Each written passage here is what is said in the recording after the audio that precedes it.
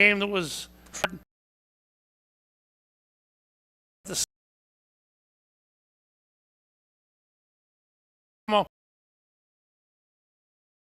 people did.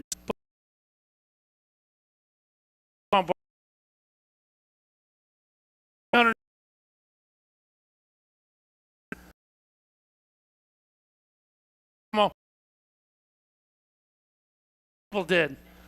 I didn't think it would be a complete blowout, but why were people thinking this game was going to be so difficult? Well, you're going across the country to play a team that had won 4 out of their last 5. They didn't beat anybody. They've got probably Nakua and Cup are right there in the top 5 as far as wide receiver tandems. The difference this year is the Eagles have cornerbacks that can deal with some of the league's top wide receivers, and we saw that yesterday. Kyron Williams didn't do much of anything. Obviously, Saquon was nuts. Got to mention the offensive line. Anytime you have a great offensive line, the back gets help. Tons of yards before contact. 2 70-yarders. The ability to read and react, the speed. He's unbelievable. Is he the MVP of the NFL? Maybe, maybe not. Doesn't matter to me. I don't think it matters to him either, Domo. I mean, it's nice to talk about, but this team's playing for one goal. It's not an MVP. And Saquon knows that. That's part of what I love about him. Do you agree? Yeah, he's the most unselfish player I've seen in a while. I mentioned on Twitter last night that, all the things he did yesterday, the most remarkable or impressive in my mind was when he accidentally ran into one of the camera people? Sunday night football camera people and picked him up, helped pick him up with the Rams player, Verse. That's, you'd be surprised how few players do that when they knock somebody over on the sideline. Well, Verse didn't play that well. The poem he spun was Quignon was mignon and Wignon. Yeah. Saquon Barkley was one of the levels. I mean, we can go over the numbers: 302 yards, 12th highest total in NFL history, 255 rushing yards, franchise record, 9th in NFL history, 1,372 yards, on pace for 2,000 to break the NFL record of Dickerson, which is 2105.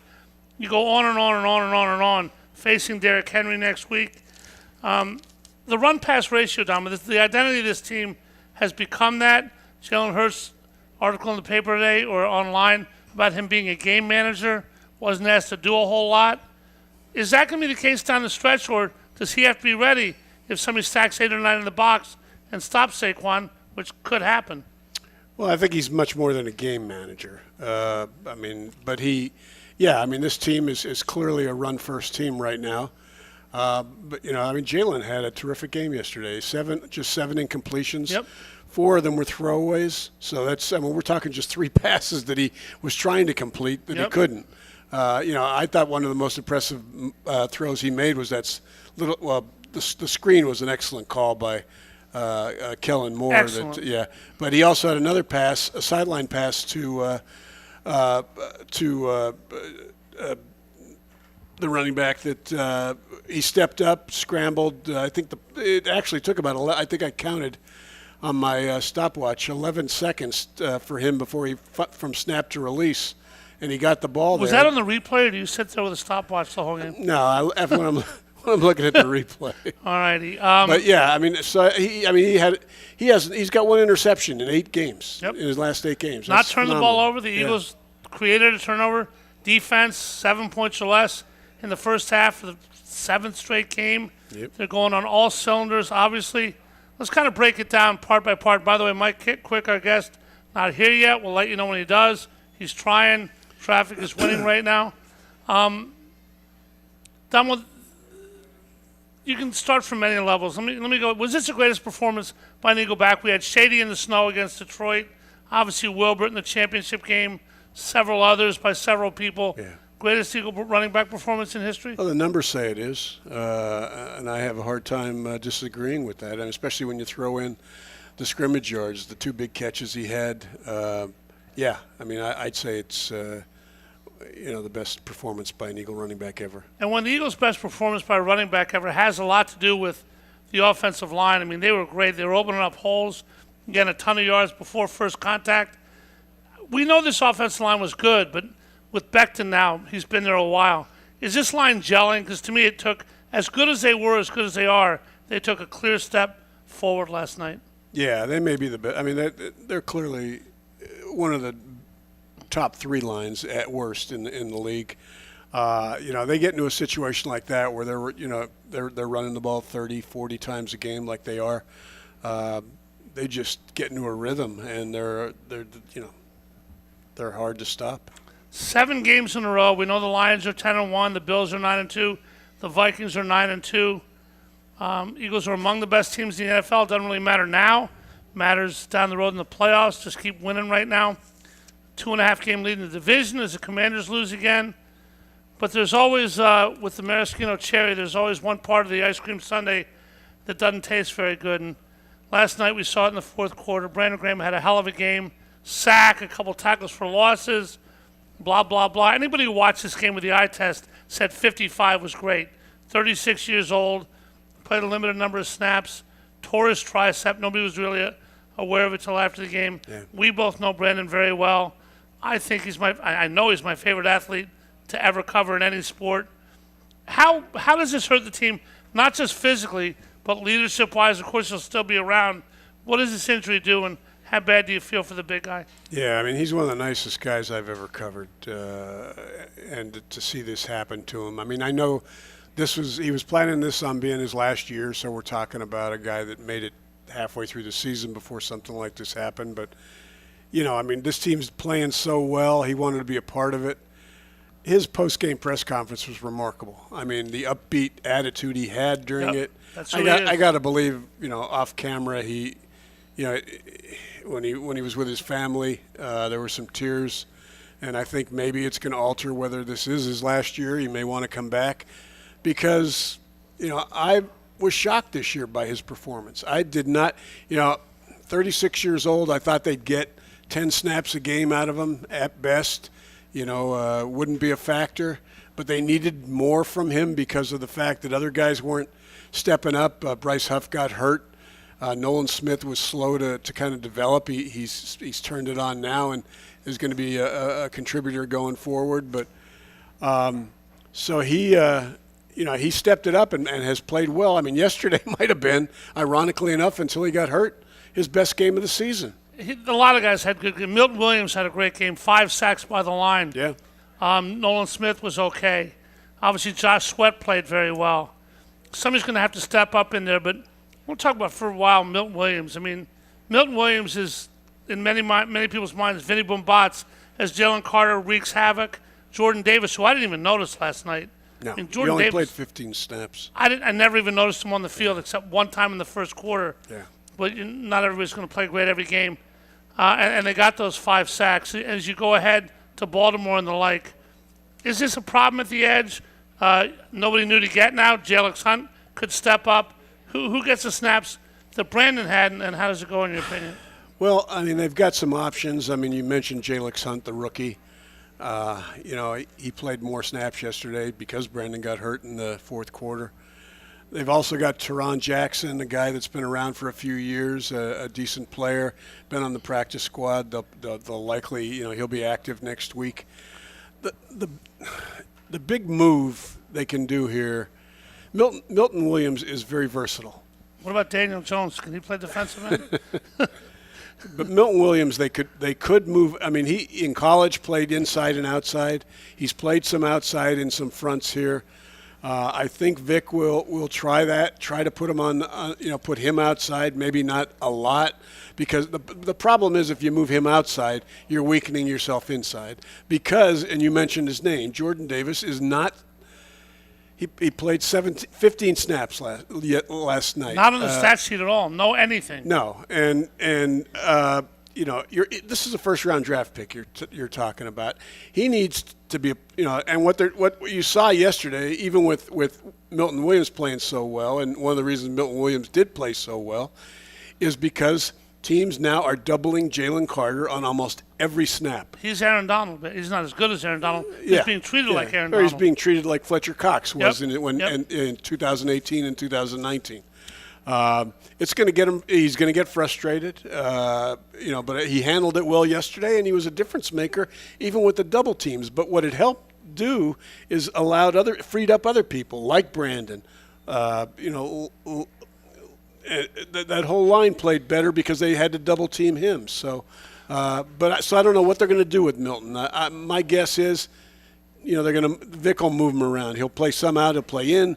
Zach Bond might be moved up a little bit. He was an edge rusher in New Orleans. Yeah. They didn't realize who he was, but if you move him to the edge or blitz him or rotate him, then maybe Trot comes in, plays some linebacker.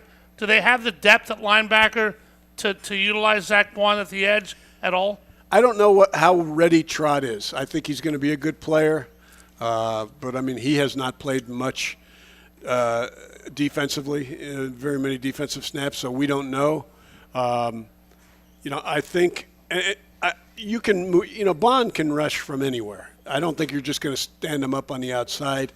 They can use zone blitzes and have him as one of the four guys coming in. So I think Vic's going to get creative here. If anybody can deal with this, it's Vic. And again, it's Brandon was playing more snaps than I would have liked him to. I thought he was going to wear down late in the year because of the fact that he was playing more, but he had to. Well, snaps are like pitch count now. If you asked Nolan Ryan 40 years ago how many pitches he threw, I don't know. Yeah. If you asked somebody 30 years ago, 20 years ago, 10 years ago, how many snaps did so-and-so play? I don't know. Is snaps football's answer to pitch count? We're keeping track of everything these days? No, but what happens, it's not so much a pitch count, Jolly. It's the fact that if you're 36 years old and you're playing I'm not saying you should have played more. We're just but counting what it I'm like saying that. is that you get injured in football, as opposed to baseball. The arms go too with the when you got a guy throwing 150 pitches a game. But that's one of the reasons I worry about Barkley late in the season here. He's racking up an incredible total of They put touches. Kenny in a little bit in the third quarter again. They did, and I carries. think when you look at the schedule. I think they're going to be, there are going to be a lot of lopsided games here going forward. Some of them, Carolina, some others, where they're going to be able to rest Barkley and give Gainwell and Will Shipley some more touches, and that'll help keep Barkley fresh for the playoffs. One guy that I've been high on, I was high on him in college, loved him as a rookie, didn't play well as a rookie last year. This year he stepped into his own, may be used as a spy on Sunday night in Baltimore. Is Nakobe Dean. I think he's been fabulous. He played really well yesterday, too. He did.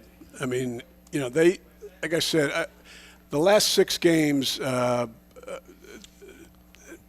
Fangio has used a lot of zone blitzes. He lines up 4, but those aren't the 4 that are coming. Yesterday he dropped,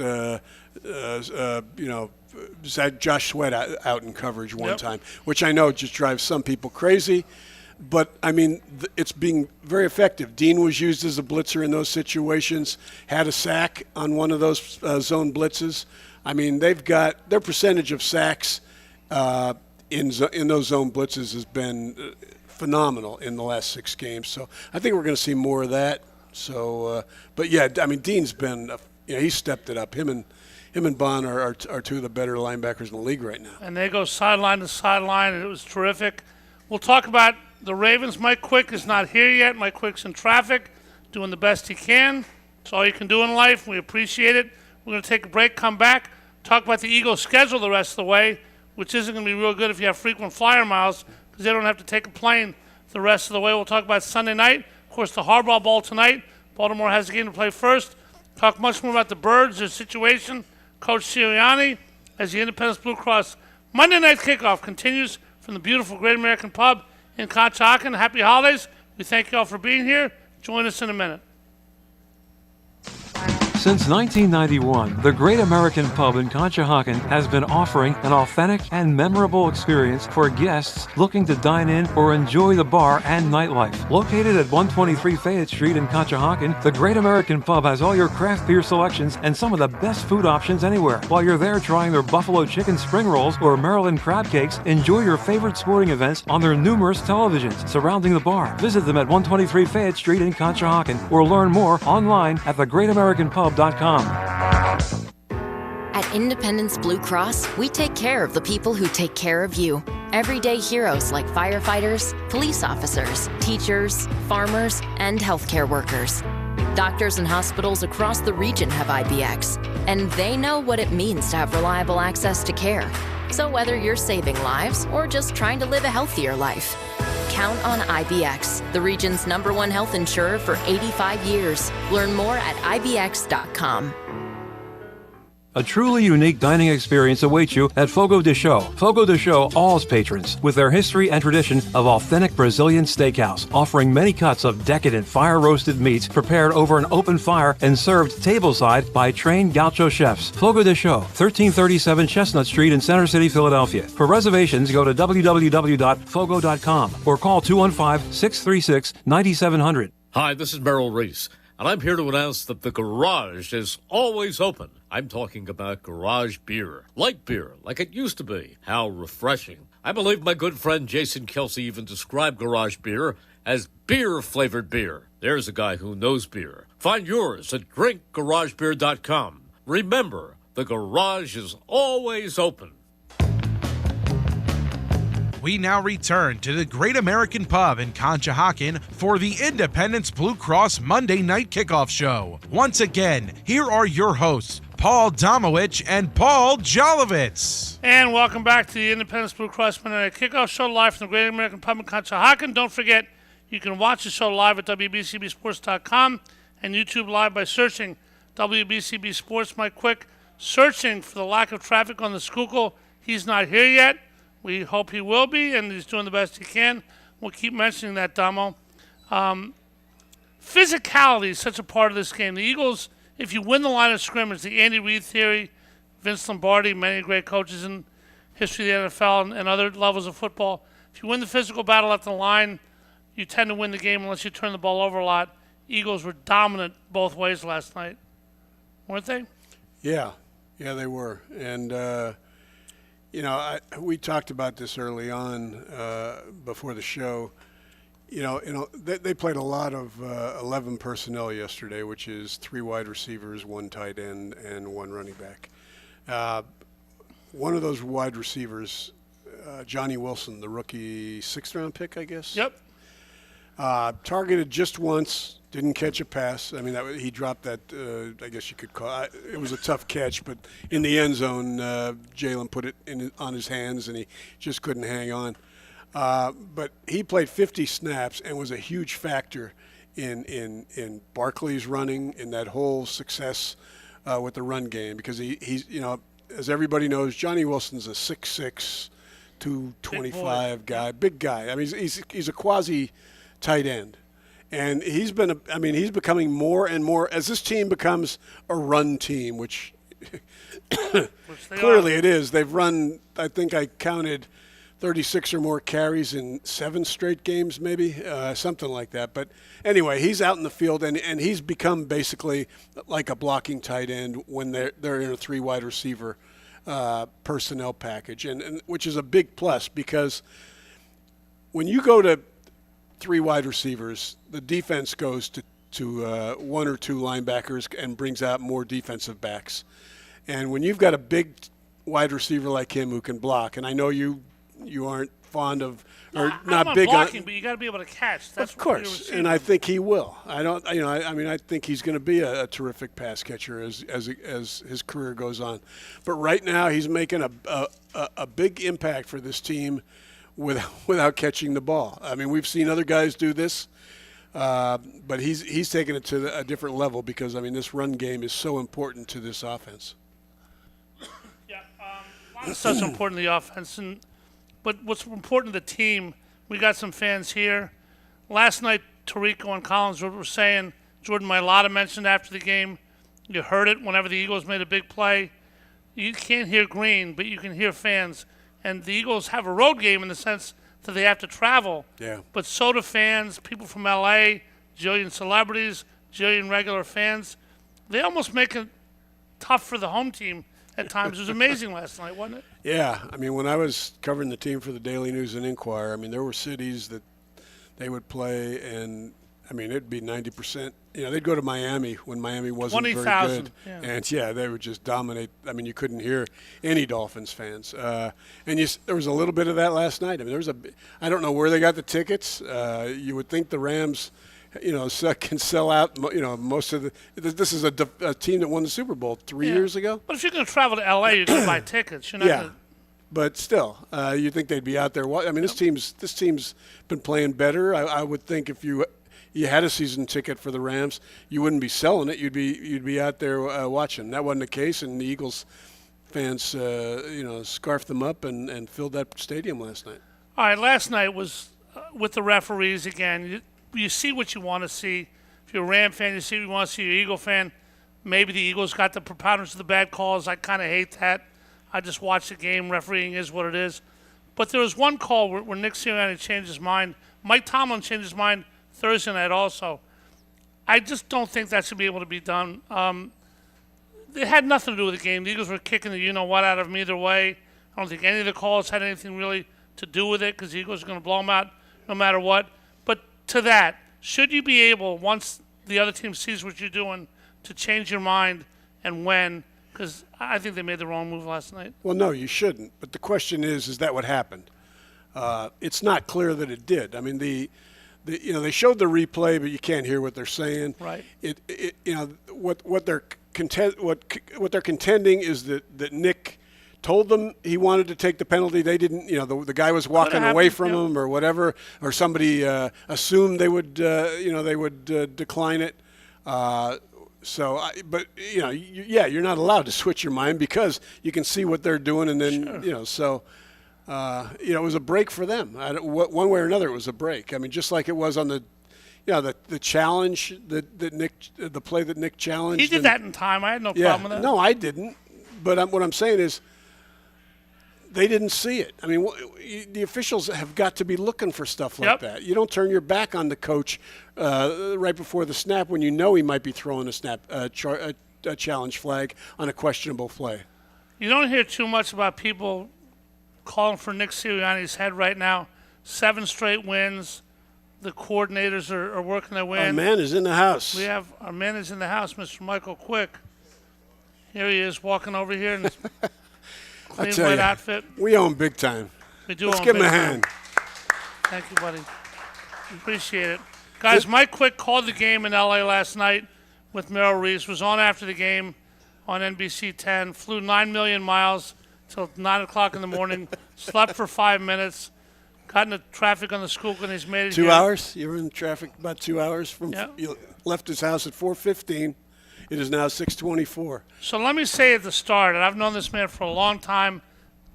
I was in the booth with Merrill and Mike forever and ever and ever. The work ethic, the quality, but just the try factor in life is such a big thing. Thank you, Mike, so much for being here tonight and making it. And if you are can't a drive huge home, I'll human drive. being. Yep.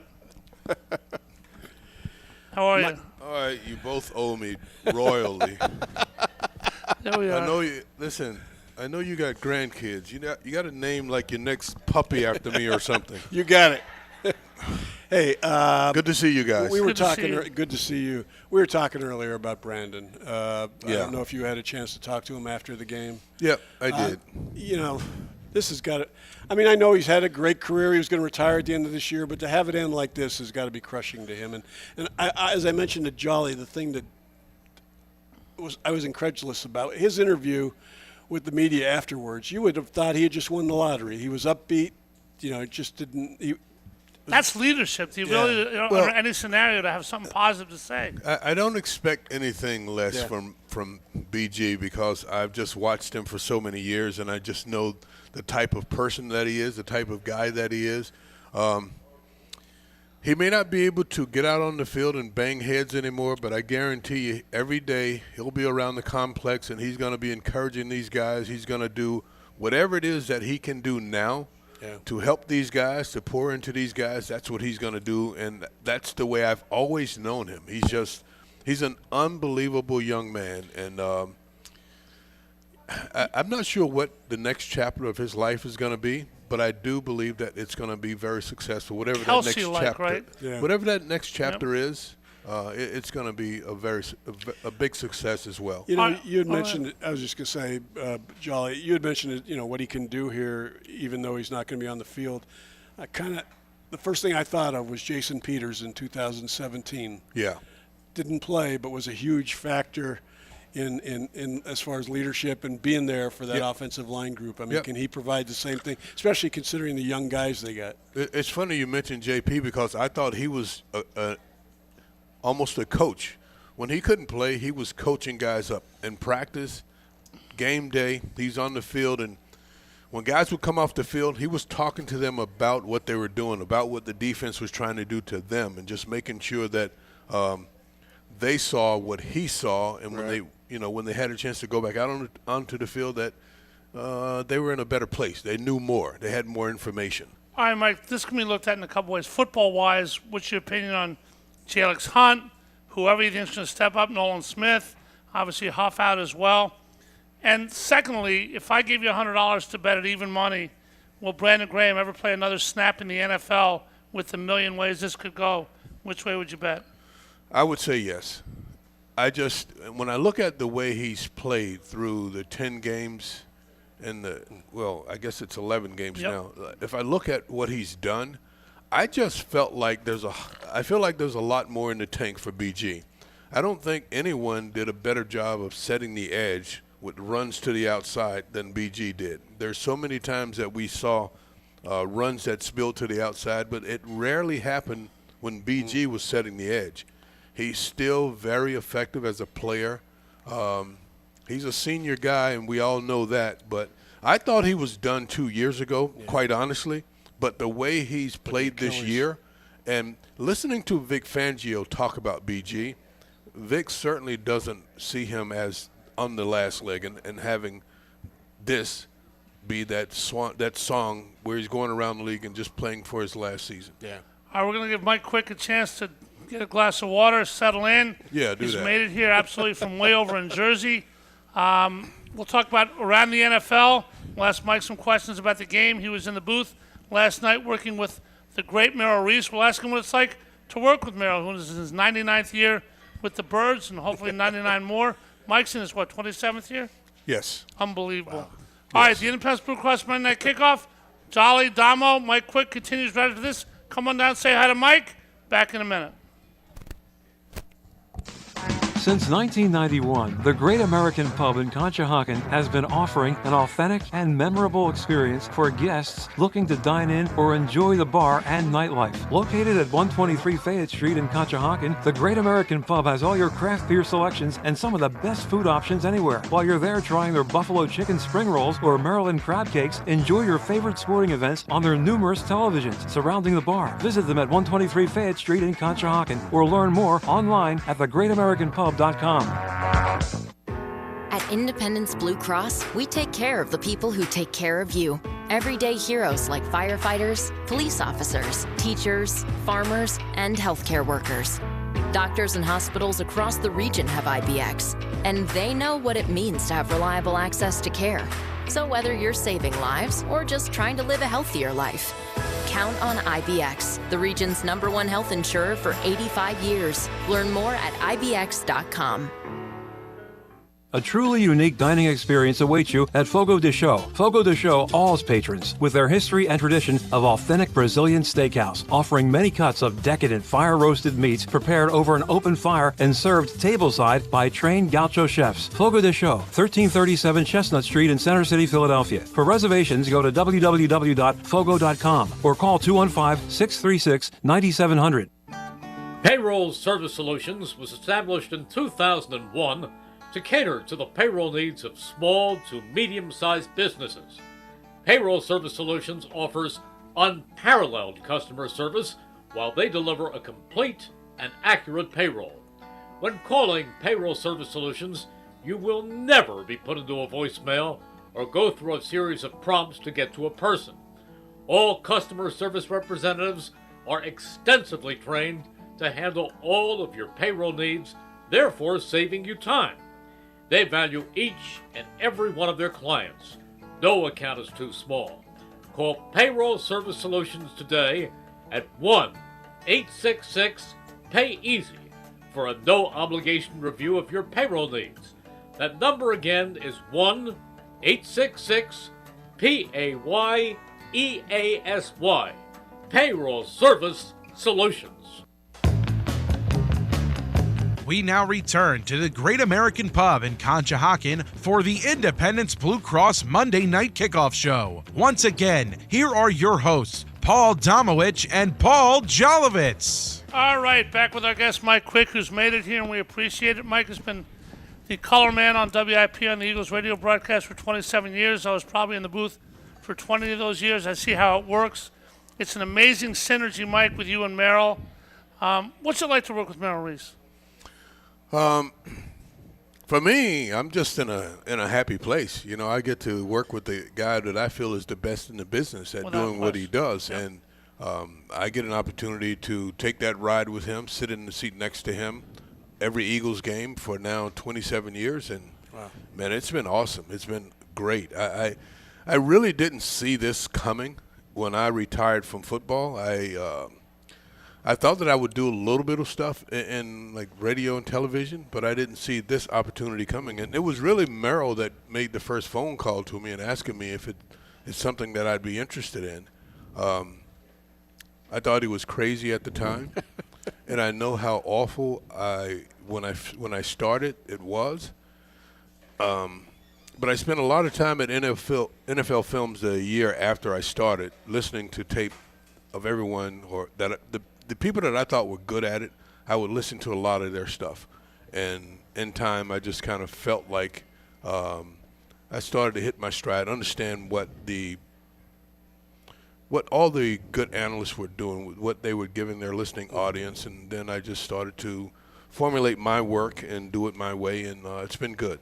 It's been really good. Yeah, Merrill made the Hall of Fame this year, and I'm sure you were thrilled with that.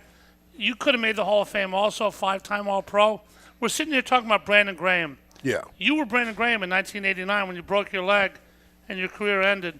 What's it like when you have so much talent, so much time, so much fun, and father time, and other people say, that's it, your career's over? What's that like? Father Time's undefeated. I'll say that first. And everybody they're gonna come to that. They'll come to that realization that I've got to find something else to do. I've got to do something else. Fortunately for me, the latter part of my career, I started dabbling into other things. So when I realized that it was time to go, it wasn't the end of the world to me, because I stepped off into other things that I had already started. Some of them I didn't have the passion for it that I have for sport, and for this sport in particular. So I was very happy and fortunate when the sport started calling me back. I first started doing work at Comcast Sportsnet. When they first started Comcast Sportsnet, they had a segment called Mondays with Mike. Yep. And That's right. Yeah, and I would go on Mondays with Michael Barkham and different people and give my assessment of Sunday's game. That's how it really first started. And then, as I said, I got the call from Merrill the one day, and then the powers that be at WIP, and 27 years later, I'm still doing it. Was it easy to assimilate yourself with Merrill in the booth? I mean, was there anything you had to learn about him? Yeah, I had to learn that he talks all the time, and I just and I have to sit there and wait my turn, and and every now and then he'll let me throw in a little zinger here or there. But no, there was so much to learn, and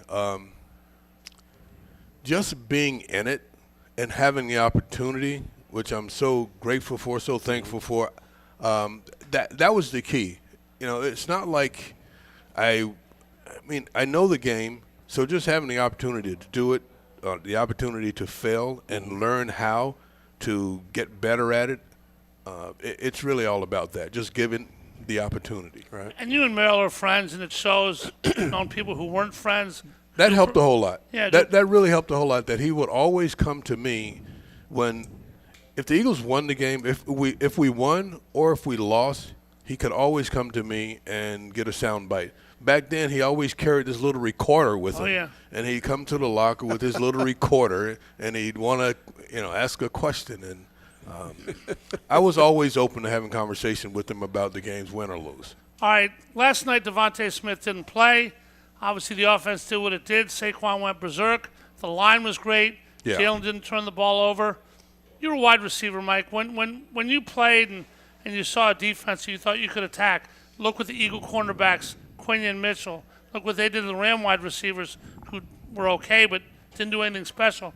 How big a part of the game was that last night? We talked about the line of scrimmage, the physicality, with the wide receivers on the outside against the secondaries for both teams. How big a part did that play?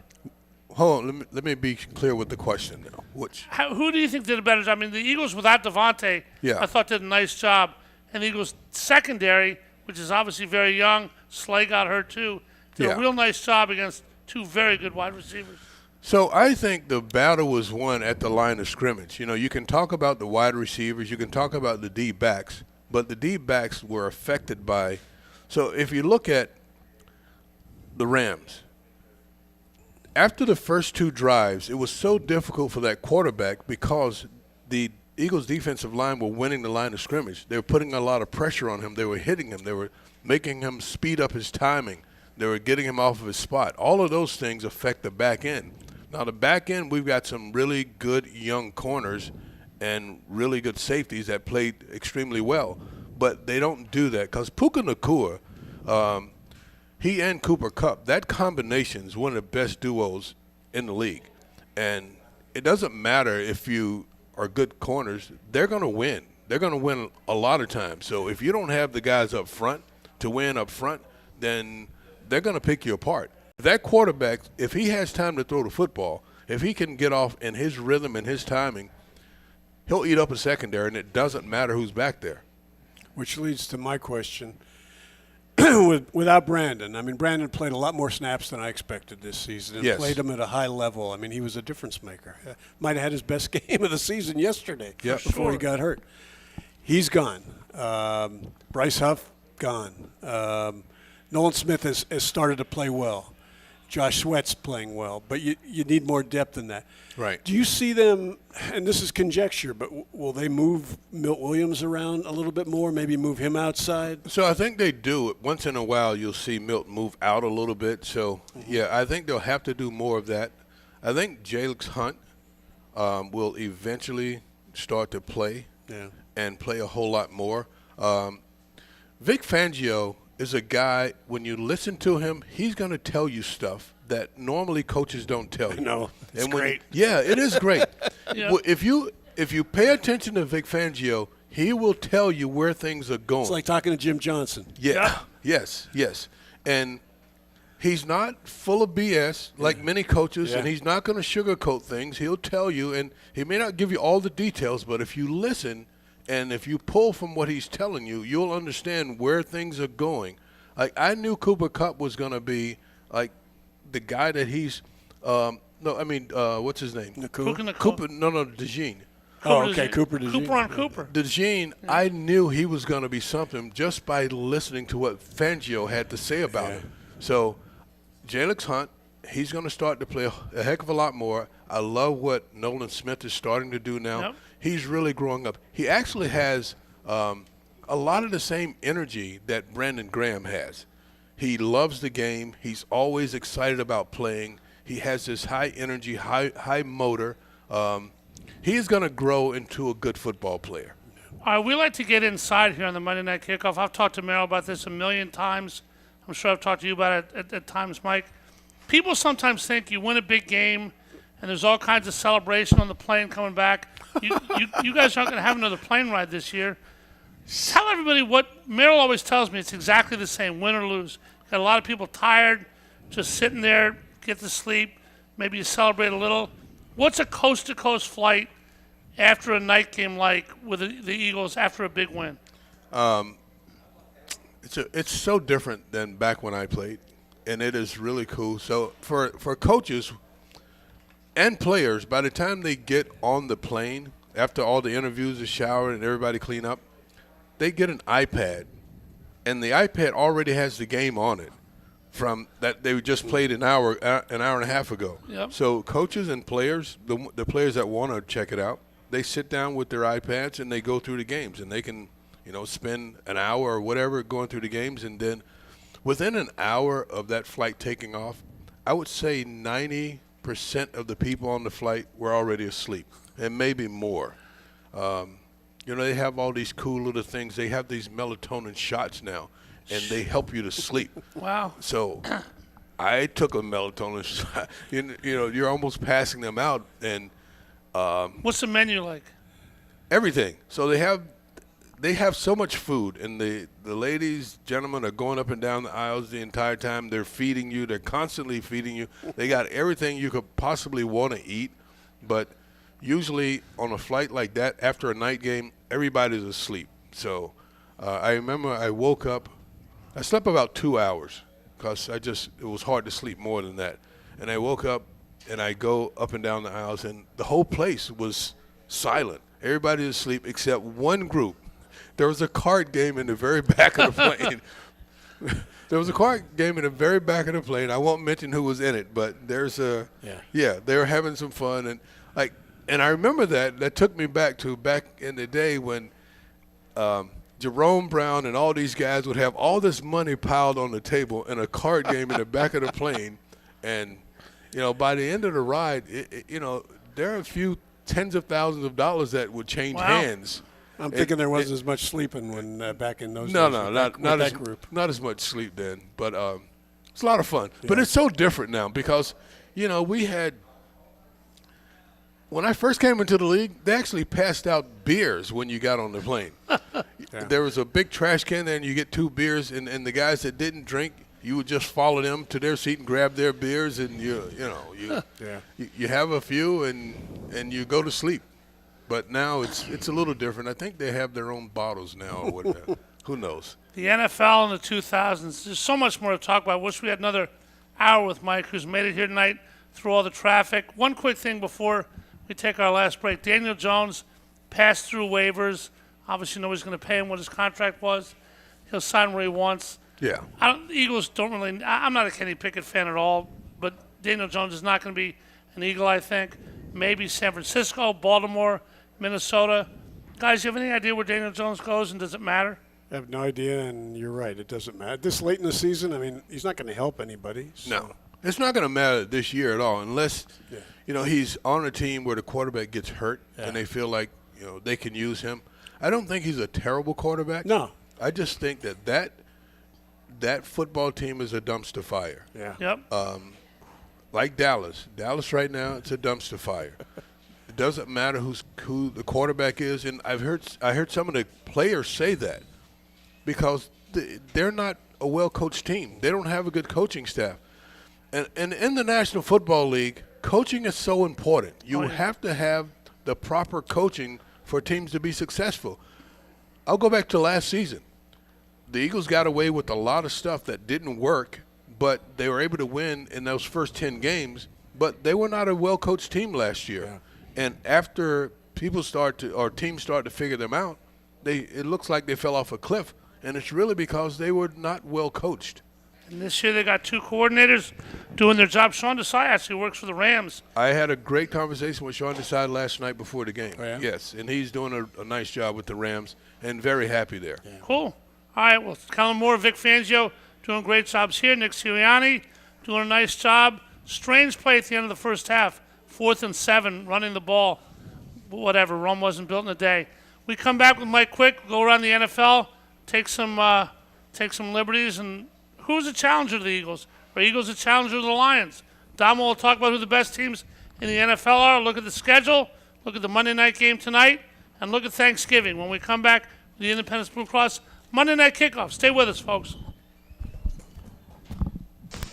Since 1991, the Great American Pub in Conshohocken has been offering an authentic and memorable experience for guests looking to dine in or enjoy the bar and nightlife. Located at 123 Fayette Street in Conshohocken, the Great American Pub has all your craft beer selections and some of the best food options anywhere. While you're there trying their buffalo chicken spring rolls or Maryland crab cakes, enjoy your favorite sporting events on their numerous televisions surrounding the bar. Visit them at 123 Fayette Street in Conshohocken or learn more online at thegreatamericanpub.com. At Independence Blue Cross, we take care of the people who take care of you. Everyday heroes like firefighters, police officers, teachers, farmers, and healthcare workers. Doctors and hospitals across the region have IBX, and they know what it means to have reliable access to care. So whether you're saving lives or just trying to live a healthier life, count on IBX, the region's #1 health insurer for 85 years. Learn more at IBX.com. A truly unique dining experience awaits you at Fogo de Chão. Fogo de Chão awes patrons with their history and tradition of authentic Brazilian steakhouse, offering many cuts of decadent fire-roasted meats prepared over an open fire and served tableside by trained gaucho chefs. Fogo de Chão, 1337 Chestnut Street in Center City, Philadelphia. For reservations, go to www.fogo.com or call 215-636-9700. Are you turning 65 or know someone who is? Are you confused by Medicare and all the different ads you see on TV? Then let me introduce you to Chris Vidral at Magnolia Senior Benefits, a licensed local independent insurance agency that only specializes in Medicare insurance for seniors. They work with top insurance companies like Blue Cross Blue Shield, Aetna, Cigna, Humana, and more. Chris will fully explain the pros and cons of a Medicare Advantage versus a Medigap Medicare supplement plan, and also how to save money on a prescription plan. Chris can answer all your questions over the phone, virtually, or in person. Visit their website at magnoliaseniorbenefits.com or call 267-201-2151. That's 267-201-2151. Serving Pennsylvania and New Jersey. Listen to the show every Tuesday morning at 9:30 right here on 1490 WBCB. We now return to the Great American Pub in Conshohocken for the Independence Blue Cross Monday Night Kickoff Show. Once again, here are your hosts, Paul Domowitch and Paul Jolovitz. All righty, final segment of the Monday Night Kickoff here from the Great American Pub in Conshohocken. We've drawn Joe Claiborne, former trainer from Cardinal O'Hara here, many other people to see Mike Quick, Paul Domowitch, my co-host. Mike, Thanksgiving is Thursday. We want to wish you a happy Thanksgiving, happy, healthy, and safe holiday season. Yeah, happy Thanksgiving, everybody. Thank you. We saw Thursday Night Football 2 weeks ago, short week for Jalen Hurts. These teams are playing on Thanksgiving. The only thing that hasn't happened yet is a team playing on Monday night and then playing the noon game on Detroit on Thursday. Even the NFL won't do that. But did you ever play on Thanksgiving? I don't think I did. Well, maybe in college. I think in college I may have, but not. I don't. Well, there was only one game back then, right? No, two. Dallas and Detroit. Yep. Yeah. I never played on Thanksgiving, and I played on Christmas because I played in the Blue-Gray game. I think that might have been the in Mobile. Yeah, that used to be on Christmas Day. Yeah, the Blue-Gray All-Star game I played in on Christmas Day, and I played in some other game that was the Olympia Gold Bowl. You remember that? No. I do not. Christmas on Wednesday this year. Listen, you guys know sports. You got to dig into this. The Olympia Gold Bowl. The Olympia Gold Bowl. I've never heard of that. I think I've heard of every game I've ever played. Look at the roster from the Olympia Gold Bowl, and I guess that was in 81, 82. Is that like in Olympia, Washington, or? No, it was played out in California. One of the famous stadiums down in the southern part of California. It was Art Schlichter and who were the big quarterbacks that came out that year? 84. Art Schlichter. Yeah, talk about betting. I mean, Art Schlichter made Pete Rose. It was all that group. Because I remember Marcus Allen was on my team. Oh wow! Wow. You know, all the big hitters. This was like 82, right? 81, 82? Yeah. Art Schlichter from Ohio State. Domo, Christmas is on a Wednesday this year. Indeed. The NFL, I guess they haven't played a game on a Tuesday. Eagles have played a couple snow games, makeup games on Tuesdays, but the NFL plays every game of the week. Now, if the NFL played in the middle of the night on Wednesday, if it could make money, they'd play, right? Indeed. They're going to be playing soon in Australia, and I'm sure Mike is hoping the Eagles are going to Australia so he can make one of those trips back and come up here to do the show. No, I don't want to. Listen, I've done this for a long enough time now. The travel part is just not a thing for me anymore. Well, you don't have it the rest of the year. How cool is this Eagles schedule? That's the best part of last night's game. The remaining part. Yeah, we don't have two bus trips. Right. Yep. I don't have to get on a plane anymore to travel. Bus trip, or I can just take my car to the games that are on the road. All right, Mike Quick has selected Jeopardy. He selected football for 800, and the clue is, this is the best team in the NFL right now. And the answer is, Mike Quick? Detroit Lions. Do they have a significant advantage over the Eagles? Obviously, you play one game, playoff game. We fight about seeding in the AFL, AFC. You got Buffalo, Minnesota in the NFC. Where do you think the Eagles are right now in this pantheon? So I think the Eagles are in the top 3 teams in all of football right now. But I do believe I would give an edge to Detroit. I think they just have a really good formula for what they're doing right now. I like Buffalo. I think Buffalo's a really good football team, but I see where they can be beaten. They're not. Green Bay is coming on. Green Bay is a very interesting football team. I think they're really good. They are an ascending team as well. Their quarterback is getting better. They play really good defense. But there's a lot of good football around the league, I think. Domo, you think the Niners are the best team in the NFL? I do. Well, fires. What I know now that maybe I didn't know a week ago was that it's down to. I mean, there are clearly two teams in the NFC. Them and the Eagles and the Lions. And I agree with Mike. Right now, I'd give the edge to the Lions. What about the Vikings, 9-2? I'm not a big fan. A lot of other people aren't. Yeah. Why? I mean, they've got all the pieces there. Sam Darnold in a big game. You tell me Vic Fangio will figure out a way. Vic Fangio will figure out a way to confuse him. Yes, so. he will. Yeah, they do so many cool things on defense. That's why one of the reasons why this defense is so good. Yeah. They got really smart guys on the back end of this defense. The way they're able to pass off coverages and do the cool things that they do is just I'm amazed. And you have to have smart guys to do that. Yeah. And they are really good at it. And every now and then you'll see a breakdown, you'll see a mistake, especially in a game like last night where you have so many moving parts pre-snap. Yep. Because with all these moving parts going on, then there are these checks and these calls, and everybody has to know and be on the same page. Yeah. And that's hard to do. Yeah, they are all. It's like right now they look like Ginger Rogers and Fred Astaire dancing. I mean, they're just totally in sync on defense. Everybody seems to be in the know where they go. And they're getting better every week. You can see they are. I mean, last year we saw so many breakdowns. Yep, that's in right. Coverages, in communication, in run gaps. That it was just ugly to watch. I mean, this is different. And we talk about Vic a lot, and he is the guy who's orchestrating it all, but he's got some assistant coaches that are really, really good. This kid, Christian Parker, the defensive backs coach, really sharp, really bright, and a technician. So when these guys are working technique and anything that they do wrong, any false step, he is the guy that's correcting them, that's cluing them, making sure that they are doing what they should be doing. You're around the facility a lot. You always have been. I mean, you've helped a lot of players, wide receivers, cornerbacks. I'm sure other people that ask you for advice. Have you given any advice, or has he come to you about anything, and that be Quinton Mitchell or Cooper DeJean? No, not at all. I mean, we talk, and I tease him. I remember the first time I had a conversation with him. Actually, we interviewed him, John Clark and I. And John Clark looked at the kid didn't even know me. He says, "Do you think you can cover this guy?" Clark's pointing at me, and Quinton looks at me and he looks me up and down. He said, "Yeah, he's old."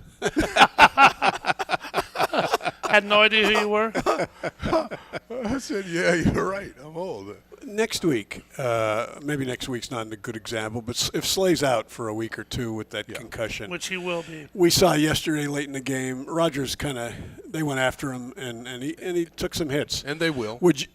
But Vic doesn't want to move Cooper, does he? He wants to keep him at slot rather than move him outside, or do you think he would? I think Isaiah will do just fine outside, and I would not move Cooper. Right. That job is a big job, and Cooper is the man for that job. That kid is really good. He's a great athlete. He's a smart football player, and he's very physical. Yeah. And you need that on the inside. I always liked Avonte Maddox. Just wasn't big enough. Wasn't big enough, and you can see the difference. You can see the difference in Cooper and the way he plays versus Avonte. Avonte right now is just a step behind. He's instinctive, too. Yes, and they're not as physical. And Cooper DeJean is so much fun to watch. Yeah. He's fantastic. Yeah. All right, tonight the SoFi Stadium is taken over by two other teams, the Hardball Bowl. That'll be fun. You know John and Jim. I love John. I hate Jim. I don't hate him, but yeah, you do. Well, I don't. It came out. You know, your true feeling came out right there. Not like Osama bin Laden, but I don't Yeah. like him at all. All right. How do you see this one going on a personal level and on a team level, Monday Night Football tonight, Mike? So, in the end, I just believe that Baltimore is going to be too strong, too physical. That's a very physical football team. You know, King Henry, I don't think the quarterback down there gets enough credit for his ability to throw the football. He certainly can run, and they probably will need him to run a little bit more as the season moves on and they get into the postseason. But he doesn't really want to run. He wants to throw the ball, and he wants to give the ball to Henry and let him do his thing. But that's a good football team and a well-coached team. Well, sorry, Don, one quick second. Well, Vic Fangio, we see what happens with Lamar when Tomlin zones him, when you keep your eyes on him. Obviously, Ravens play the Eagles. Eagles never beat the Ravens in Baltimore. You think they're going to win, assuming Baltimore didn't have any terrible injuries tonight? Can they win that game? Will they win that game? And how's Vic going to defend Lamar? I have no idea what Vic's going to do with Lamar, but I think Baltimore wins that game tonight. Okay. I'm not a big Chargers fan. I like certain parts of what they have. I just don't think they're quite there yet. They're not ready yet. You know, they're almost a startup.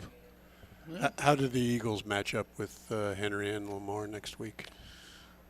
That's going to be the big one. And I think we'll see a lot more of odd fronts, a five-man front, because that's what you need against him. I think the corners will hold up well on the outside against their receivers, but I think the key thing is going to be to limit the run game of Baltimore. And you do that, for the Eagles, you do that with the five-man front. I don't think you're going to have Zach Bond always as a stack backer, a sting. I think he's going to come off the edge some. Did that a couple times on Sunday. Yeah, he did that a couple times, and you'll see him doing more of that, especially when teams are more of a run-centric type of team. All right, last question. What's it like to work with Billy Warndell in the booth? Who? William Warndell. I don't know who that is. I think you wish you didn't know who that is, right? Our buddy Billy, we kid. But Mike Quick, thank you so much for driving 50 miles to get here tonight after sleeping for no 5 problem. minutes. The check's in the mail. Checks in the mail, yep. Damo, been a fun show. Sure has. Big game next Sunday night. 7 in a row. Keep it rolling. We kind of the inverse of last year. Hopefully we'll be celebrating all the way through January and into February, but one step at a time, right? Yes, sir. All right, Chris Irmer produced this fine program. Gus Barber back at the station. For all of our people here, everybody listening and watching, a happy, healthy, and safe Thanksgiving and holiday season, everybody. I'm Paul Jolovitz for Paul Domowitch and Mike Quick for the Independence Blue Cross Monday Night Kickoff, where Chuck and Jerry and Guy are so nice to us at the Great American Pub in Conshohocken. Have a great holiday. See you next week. Go Eagles. You're listening to 1490 WBCB and on your FM dial at 107.3 W297CL Levitt.